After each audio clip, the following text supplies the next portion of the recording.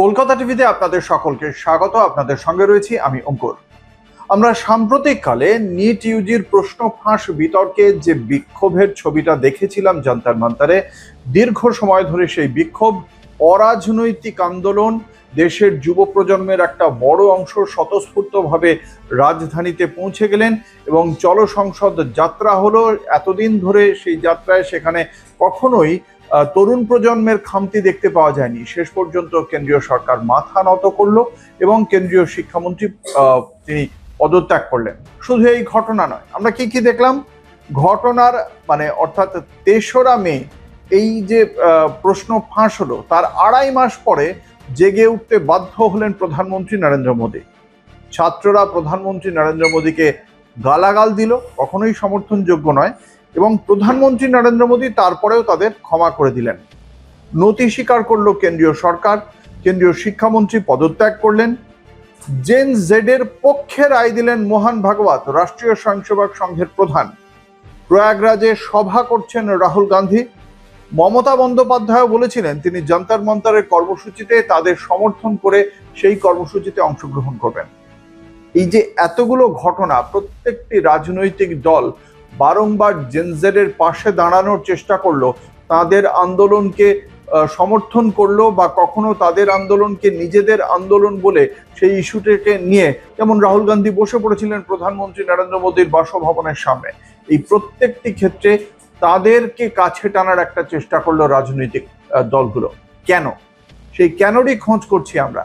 আপনাদের জানাই, যখন 2029 সালে ভারতবর্ষ যখন সাধারণ নির্বাচনে ভোট দেবে, তখন দেশের যে অংশ ভোট দেবে সেই ভোটারদের 1/4 বা 1/4 হবে এই জেনজেড বা 18 থেকে 32 বছর বয়সী ভোটাররা।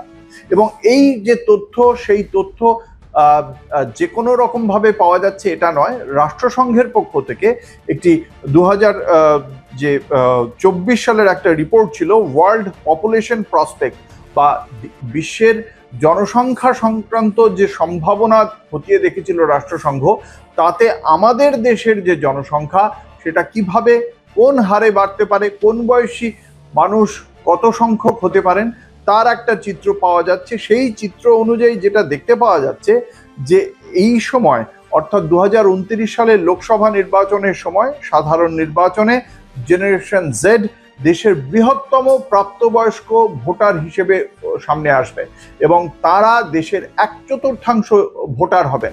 ফলে খুব স্বাভাবিকভাবেই তাদের ইস্যু, তাদের চাহিদা সবচেয়ে বেশি গুরুত্ব পাচ্ছে এই মুহূর্তে রাজনৈতিক দলগুলোর সামনে। কারণ তাদের চেষ্টাটা, অর্থাৎ তাদের যেগুলো উদ্বেগের জায়গা, সেটাই কিন্তু এই মুহূর্তে জাতীয় রাজনীতির যে আলোচনা সেই দিকে মোড় ঘুরিয়ে দিচ্ছে। কেন এটা হচ্ছে, কি দেখতে পাওয়া যাচ্ছে? 2029 সাল নাগাদ 18 থেকে 32 বছর বয়সী জেনারেশন জেড এর সংখ্যা প্রায় 38 কোটিতে, অর্থাৎ 25.1% পৌঁছবে। এর মধ্যে পুরুষ থাকবে 19.9 কোটি, 18.1 কোটি নারী থাকবেন। এর ফলে ভারতের বৃহত্তম প্রাপ্তবয়স্ক প্রজন্মে পরিণত হবে তারা। এর পরেই থাকবে 33 থেকে 48 বছর বয়সী মিলেনিয়ালরা, যাদের জনসংখ্যা প্রায় 35.7 কোটি, অর্থাৎ 23.6%। মানে 1/4 বা 25.1% হচ্ছে জেনজেড, তারপরে 23.6% মোট ভোটারের দাঁড়াবে, এমনটাই অনুমান। এবং এর মধ্যে জেনারেশন জেড প্রজন্মের মধ্যে 18 থেকে 32 বছর দেশের বৃহত্তম সংখ্যক শিক্ষার্থী, কারণ 18 বছর বয়স মানে 10+2 জাস্ট কমপ্লিট করছে। প্রথমবারের মতো ভোটার হচ্ছেন তারা।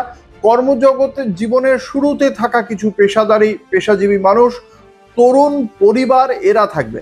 ফলে কি কি জায়গায় তাদের উদ্বেগ থাকবে, তাদের গুরুত্ব দেওয়া হবে? কর্মসংস্থান, শিক্ষা, ক্রয় ক্ষমতা দেশের অর্থনীতির ক্ষেত্রে অত্যন্ত গুরুত্বপূর্ণ, আবাসন, জলবায়ু পরিবর্তন এবং সুশাসন, এই বিষয়গুলো রাজনৈতিকভাবে আরো বেশি গুরুত্বপূর্ণ হয়ে ওঠার সম্ভাবনা রয়েছে। কিন্তু শুধুমাত্র সংখ্যাটাই তো শেষ কথা নয়, তাদের যে রাজনৈতিক প্রভাব, এটাকে কোনোভাবেই অস্বীকার করা যাচ্ছে না।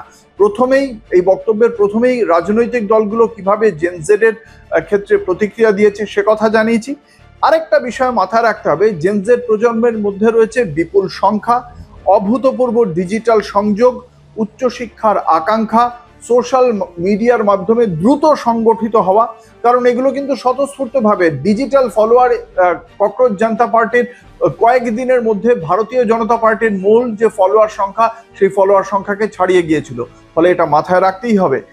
এর ফলে কি হচ্ছে, আমরা দেখেছি সাম্প্রতিক অতীতেও আমাদের রাজ্যের দিকে যদি তাকাই, আরজিকর ইস্যু গোটা জাতীয় একটা ইস্যুতে কার্যত পরিণত হয়েছিল। বিশ্বেরও বিভিন্ন প্রান্তে আমরা দেখেছিলাম আরজিকর ইস্যু ছড়িয়ে পড়েছিল।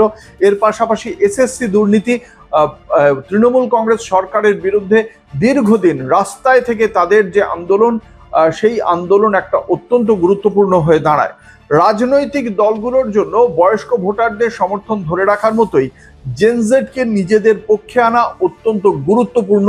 এই কারণে এই মুহূর্তে এমন এক সময় জেনজেড প্রাপ্তবয়স্ক হচ্ছে যখন তারা দেশের বৃহত্তম প্রাপ্তবয়স্ক প্রজন্ম, ডিজিটাল মাধ্যমে সবচেয়ে বেশি সংযুক্ত, অন্যতম রাজনৈতিকভাবে অত্যন্ত সচেতন। তারা ইতিমধ্যেই ককরোচ জনতা পার্টি ঘোষণা করেছে তাদের দুদিনের চিন্তন বৈঠক শেষে তারা রাজনৈতিক দল হচ্ছে না, প্রেশার গ্রুপ হিসেবে থাকছে, এবং তারা একটা বিভিন্ন রাজ্যে তারা পাবলিক ক্যা বলতি হয় এটা জানতে তারা বেরিয়ে পড়ছে। অর্থাৎ রাজনৈতিকভাবে আরো সচেতন করতে চাইছে ককরোচ জনতা পার্টি, যে তরুণ প্রজন্মের দিকে এই মুহূর্তে তাকিয়ে থাকতে বাধ্য হচ্ছে অন্যান্য রাজনৈতিক দলগুলি, সেটা শাসক হোক বা বিরোধী। ফলে এই প্রজন্ম রাজনৈতিক যে প্রভাব বিস্তার করতে চলেছে সেটাকে কখনোই অস্বীকার করা যাবে না, এবং সেই কারণেই 2029-এর সাধারণ নির্বাচন কার্যত নিয়ন্ত্রণ করতে চলেছে তরুণ প্রজন্ম, এবং তরুণ প্রজন্মকে যারা অ্যাড্রেস করতে পারবে তারাই কিন্তু একেবারে ক্ষমতার শীর্ষে বসবে। এবং এক্ষেত্রে তার একটা অন্যতম উদাহরণ টিভিকে তামিলনাড়ুর মুখ্যমন্ত্রী বিজয়, যার সঙ্গে রয়েছেন এই তরুণ প্রজন্ম। দেখা যাক আগামী 2029-এর নির্বাচনে এই তরুণ প্রজন্মকে কোন রাজনৈতিক দল কিভাবে তাদের কাছে টানতে পারে। আজ এ পর্যন্তই। দেখতে থাকুন কলকাতা টিভি, রাত দিন 7 দিন।